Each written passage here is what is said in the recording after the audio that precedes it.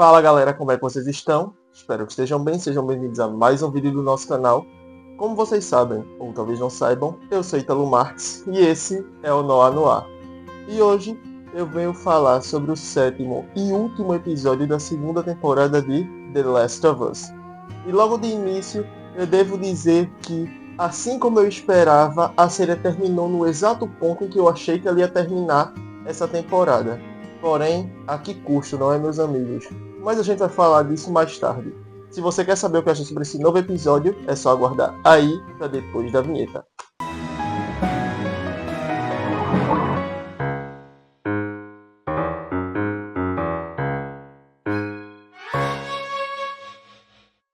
Bom, antes da gente começar, vocês sabem que eu tenho que vir aqui e pedir para vocês darem like no vídeo, se inscreverem no canal, ativar o sininho para não perder nenhuma das próximas notificações aqui do Noah, comentar, compartilhar, façam a parte de vocês daí, que a gente faz a parte da gente daqui para entregar conteúdo para vocês.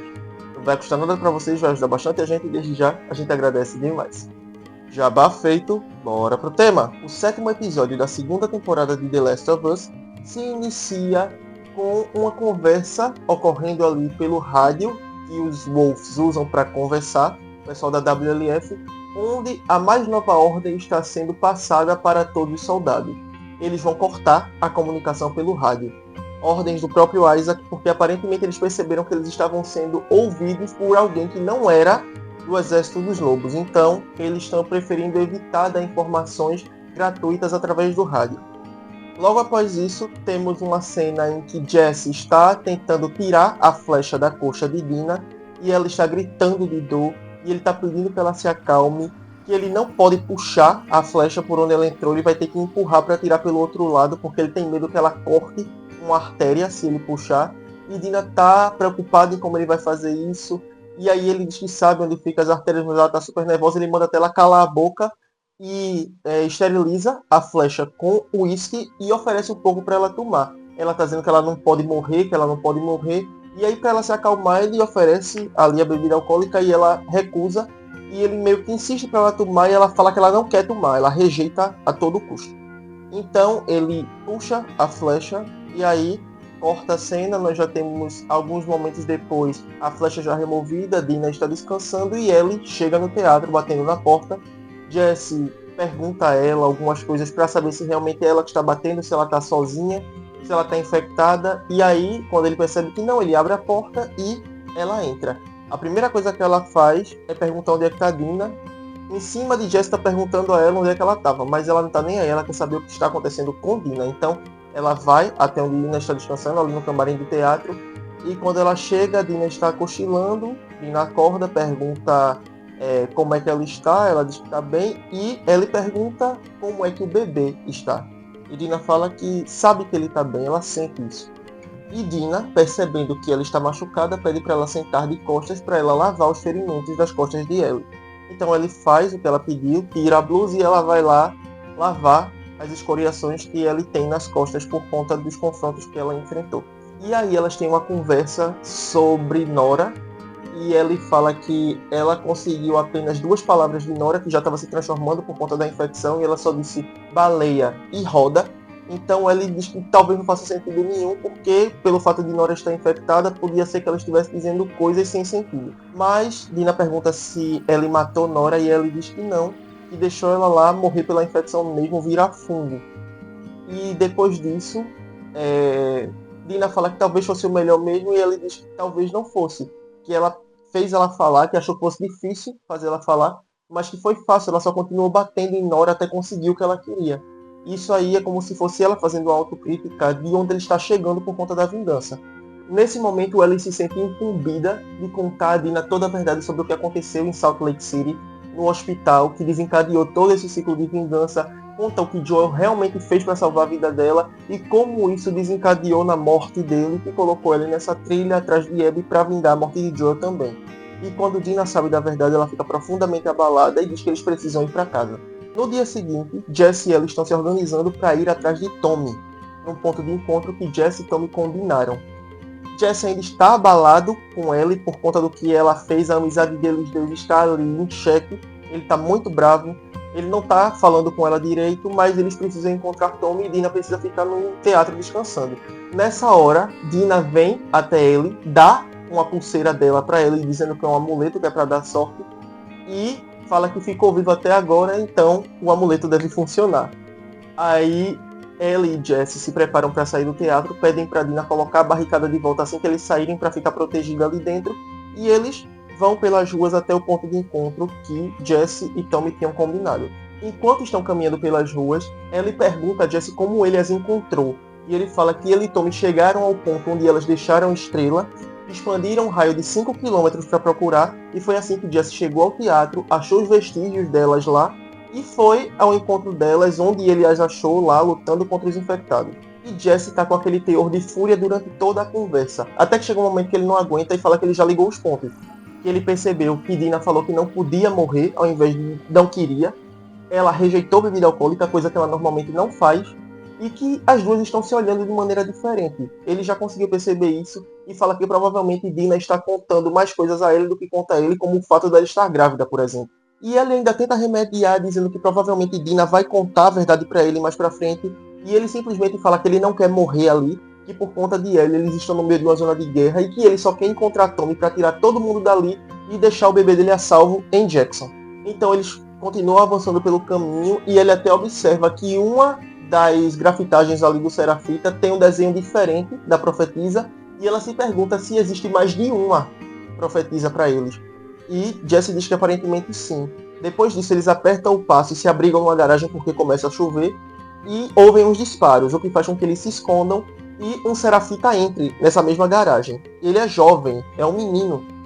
E ele está sendo perseguido pelos soldados da WLF que capturam ele. Ele não fala nada, não dá nenhuma informação para os soldados e ele acaba levando uma coronhada e um dos soldados pede que tirem a roupa dele e arrastem ele para fora dali. Ou seja, provavelmente ele vai ser torturado e morto.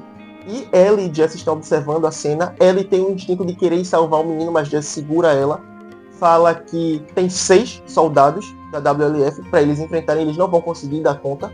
E que essa guerra não é deles, e eles não vão morrer ali por conta da guerra de outra pessoa.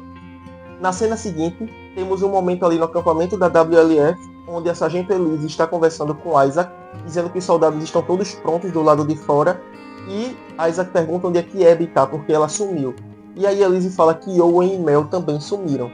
E Isaac está muito preocupado, porque ele queria que Abby estivesse lá nesse momento. E a Elise tá meio sem paciência, pergunta se ele tá apaixonado por ela, e ele fala que não, mas que eles têm muitos Owens, muitas Mels, muitos Menes, que Elise também menciona Mene, mas que só tem uma Abby. E que tem uma grande chance de tanto ele quanto a Elise estarem mortos na manhã do dia seguinte, porque eles estão planejando um ataque à aldeia dos Serafitas, e que eles vão precisar de uma nova pessoa para liderar o exército de ovelhinhas, que é como eles chamam os soldados da WLF, porque ele diz que os soldados não condizem com o nome do exército, que é os Wolves, no caso, e que tem que ser Abby a fazer isso, porque aos olhos dele, ela é a melhor soldado que eles têm. Logo depois, vemos que Ellie e Jesse chegam ao ponto de encontro que foi previamente combinado com Tommy, é uma livraria, mas Tommy não está lá. Então, nesse momento, eles estão ali esperando para ver se Tommy aparece, e eles têm uma conversa onde Jesse conta para Ellie que ele ama a Dina, mas que ele não ama da mesma forma que Ellie ama a Dina. Que algumas semanas antes teve um povo que veio de Alberta para Jackson, passou uns dias lá, foram fazer trocas e estavam a caminho do México. E Jesse se apaixonou por uma garota desse grupo e ela se apaixonou por ele também, foi uma coisa recíproca e ele se sentiu envolvido por ela, ele experimentou a sensação de ser amado de volta e ele fala que na hora que o grupo ia partir, a garota chamou ele para ir embora com eles para o México e ele sentiu vontade. Mas ele fala para ele que ele foi acolhido pelo povo de Jackson e as pessoas esperam que ele seja a próxima Maria, ou seja, o próximo líder daquela comunidade. E ele até brinca dizendo que ele é o São Jesse de Wyoming, e ele diz que se ele tivesse ido embora para o México, quem é que teria salvo elas em Seattle? Nesse momento, um dos soldados da WLF descumpre as regras de não contar nada através do rádio, e ele fala que está rolando um ataque de sniper. Ellie e Jesse escutam os disparos onde eles estão também. Então Jesse pega um mapa para ler de fato ali, para entender o que, é que está acontecendo, a área onde esse ataque está acontecendo, que provavelmente é Tommy que está atirando. Então eles sobem para um andar superior da livraria para ter uma visão melhor da cidade. E quando eles chegam lá, Jesse aponta para a direção dizendo que é onde Tommy está, que não é um caminho fácil, mas que como Tommy chegou lá, eles provavelmente também vão conseguir chegar. Mas Ellie olha para a direção contrária e ela vê uma baleia desenhada no aquário de Seattle e logo do lado uma roda gigante. E aí ela junta as informações do que Nora tinha falado para ela. E Ellie quer ir atrás de Abby, mas Jesse quer ir atrás do Sniper, quer ir atrás de Tommy. Mas Ellie fala que eles nem têm certeza que de fato é Tommy que está disparando. E fala que o próprio Tommy ia querer que eles fossem atrás de Abby. E que se mais 3 pessoas tivessem votado no conselho junto com Jesse, Tommy e Maria, todos eles estariam ali com a mesma função, que era matar Abby. E Jesse admite para Ellie que ele votou não. E Ellie pergunta o porquê dele ter votado não. E ele fala que ela estava querendo ir atrás de Abby apenas por interesse pessoal e não pelo bem da comunidade. E Ellie, no auge do desapontamento dela, fala que ela não liga para a comunidade, que Jesse gosta de se colocar como uma pessoa do bem, mas que foi ele que deixou uma criança morrer mais cedo. Ela está se referindo ao Serafita. E fala que a comunidade dela foi espancada até a morte enquanto ela foi obrigada a assistir. E também fala que se Jesse estivesse no lugar dela, ele não faria diferente. E Jesse, ouvindo tudo aquilo, dá apenas uma resposta. Fala pra ela, tomara que você sobreviva. E deixa ela sozinha. Na cena seguinte, já caiu a noite, está acontecendo uma verdadeira tempestade em Seattle, trovões, relâmpagos, uma chuva muito forte. Ela está indo em direção ao aquário, ela vai pegar um barco para ir até lá, porque não dá para atravessar a nado. E ela chega ao pier, mas ela vê uma movimentação ali da WLF, e ela se agacha para observar, para não ser vista, e ela percebe que são soldados liderados por Isaac, pegando barcos para ir em direção à ilha onde os Serafitas vivem, para realizar o ataque, para começar a batalha para o qual eles estavam se preparando mais cedo. E ela vê eles partirem, e depois disso ela pega um barco e vai em direção ao aquário. O mar está muito revolto, a gente vê ela tendo dificuldade na travessia. Ao fundo, a cidade de Seattle, apenas iluminada pelos relâmpagos quando eles surgem, uma cena muito bonita. E ela está ali tentando cruzar aquelas águas para chegar até o aquário, até que vem uma onda muito forte, vira o barco, ela é obrigada a nadar até uma margem, e o barco também é levado pelas águas até lá, e quando ela se dá conta, ela está sendo observada por uma criança serafita que chama adultos que capturam ela, e ela é levada para a floresta, colocada numa forca, pendurada, e ela pede piedade. Ela diz que ela não é da WLF, ela diz que ela não é parte daquele exército, e ela pede que a criança fale que ela não é, porque ela diz que a criança sabe onde foi que ela estava quando ela chegou ali naquela ilha, e a própria criança faz sinal de execução para ela. E é quando ela está prestes a ser executada que as explosões começam na Vila dos Serafitas, atrai a atenção das pessoas que estão ali prestes a executá-la, e elas acabam soltando Ellie e vão ajudar o povo delas ali a lutar contra a WLF. Nesse momento, Ellie volta para a praia, pega o barco e se dirige ao aquário. Chegando lá, ela consegue entrar pela janela ali em um dormitório, e ela vai prosseguindo ali com cautela para chegar a, de fato, onde Abby está, mas quando ela entra numa sala, ela só se depara com Owen e Mel, que estão ali no aquário. E apontando a arma para eles, ela pede que eles mostrem no mapa onde é que Abby está, primeiro um, depois o outro, e a posição tem que bater, porque se não bater, vai ser mentira e ela vai matar os dois. Do contrário, ela diz que se eles falarem a verdade, ela vai deixar eles viverem. Owen vai tentar ser mais rápido que ela, vai pegar a arma para atirar nela, mas ela é mais rápida no gatilho, atira e perfura a garganta dele com um tiro. Ele morre. E ela efetua 2 disparos de uma vez. O segundo pega de raspão no pescoço de Mel e faz com que ela caia, ofegante, perdendo sangue pelo ferimento. E ela pede que ele ajude ela, que faça um corte e tire a criança que está na barriga dela, porque Mel está grávida. E Ellie não tinha percebido isso porque ela estava com um casaco, então estava escondendo a barriga.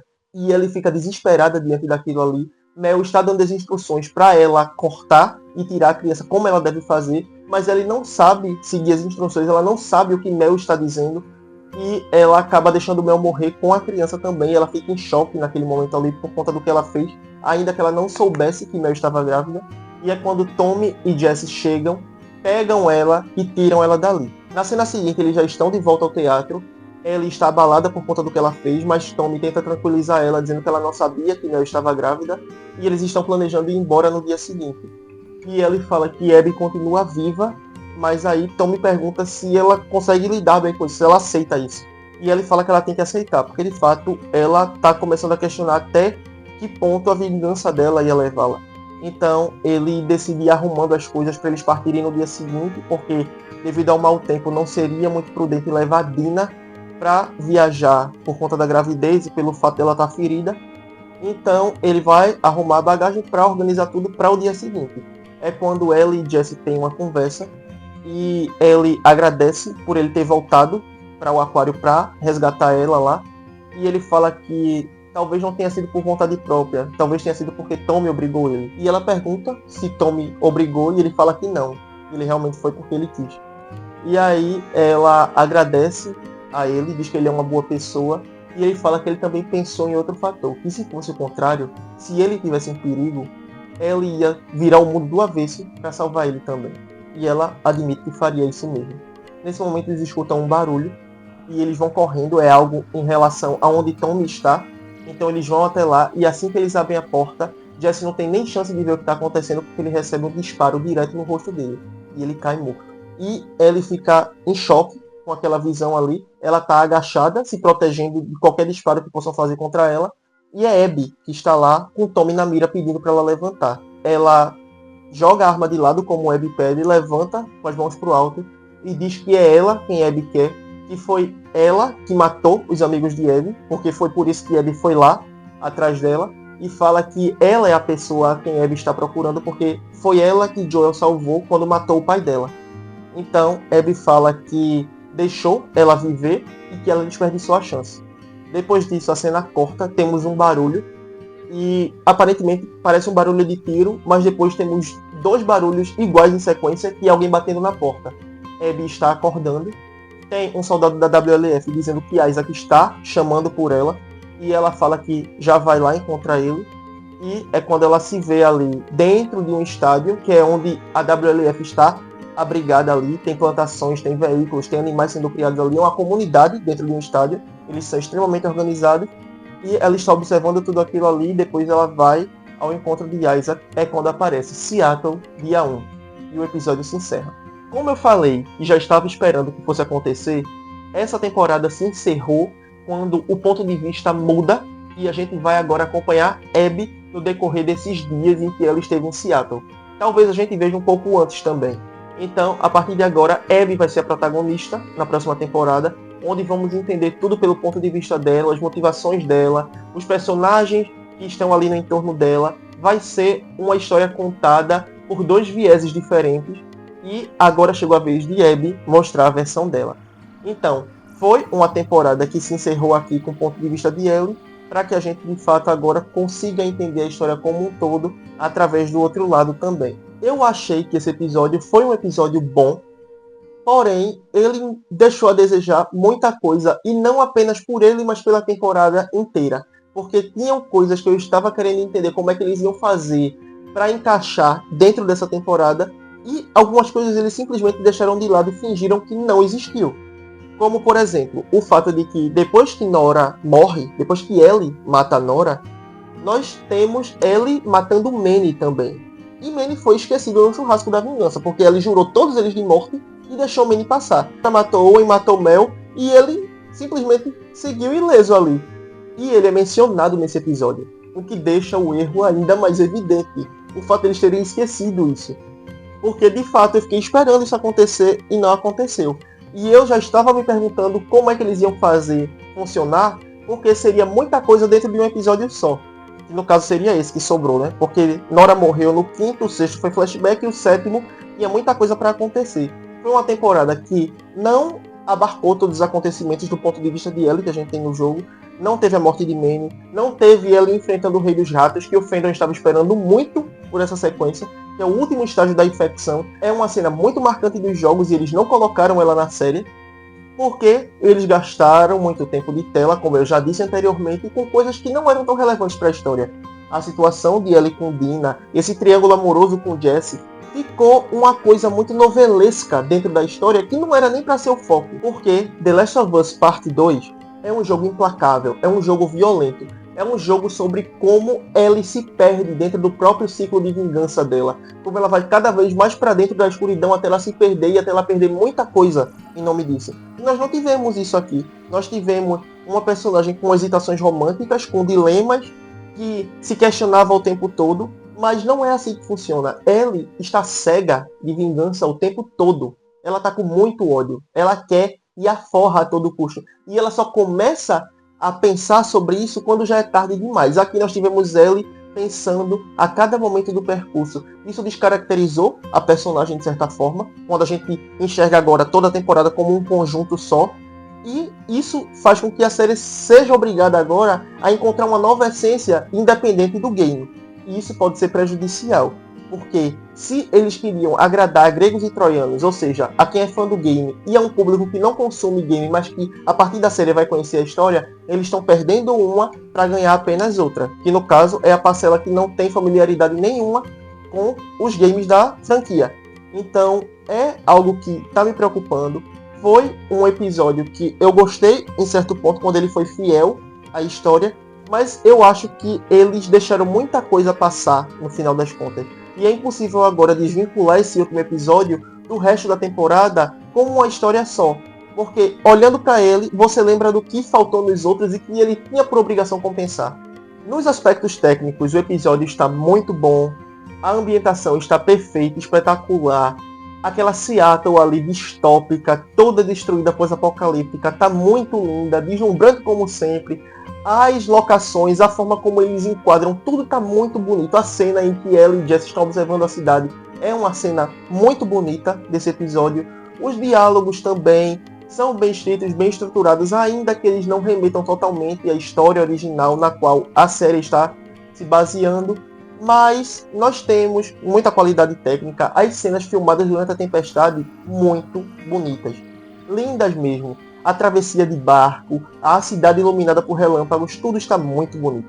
As atuações também, Bella Ramsey, Isabela Merced, Ian Mazino, todos eles estão muito bem nesse episódio também. Jesse tem um destaque maior, uma carga dramática maior, e o ator segurou muito bem essa nuance do personagem que foi apresentada aqui.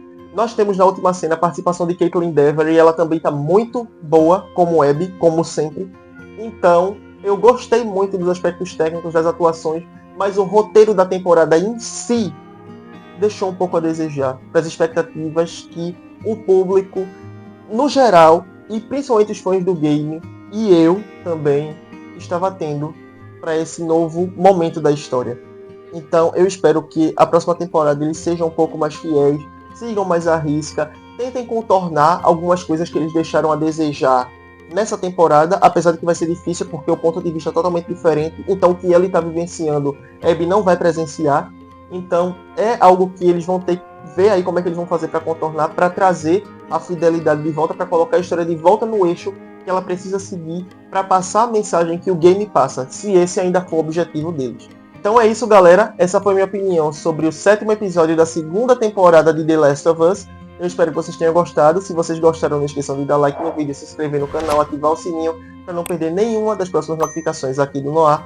Comentar, compartilhar. Manda esse vídeo aí pra galera que curte os temas que a gente traz aqui, os debates que a gente levanta, mas que ainda não sabe que a gente existe.